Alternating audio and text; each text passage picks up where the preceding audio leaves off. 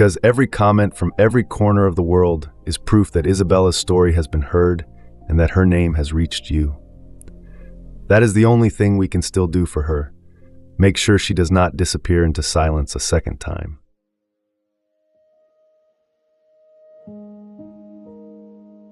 Isabella came into this world on July 5th, 2019, and the earliest photographs of her show a child who simply radiated light from within.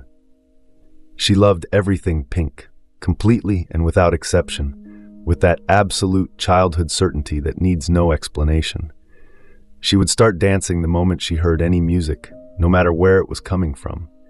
She could spend hours with her paints, creating her own little worlds, exploring everything around her with such genuine curiosity that the adults nearby found themselves seeing familiar things through fresh eyes.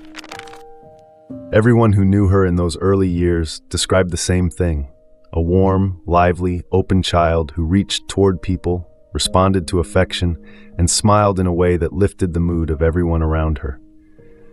The family's caregiver, who looked after the children during Isabella's earliest years, would later recall a happy little girl who was treated exactly the same as every other child in the house. Just a small girl at the very start of her life, with pink toys, finger paints, and dancing to any song that came on. Looking back now, knowing everything that came after, those memories are impossible to hold without a heaviness in your chest.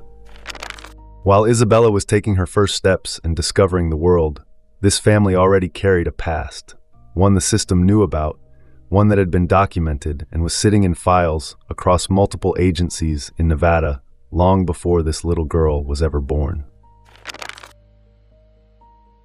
Her father, Nicholas Loving, had been convicted in 2013 involving a 2-year-old child, the young son of his then partner Andrea.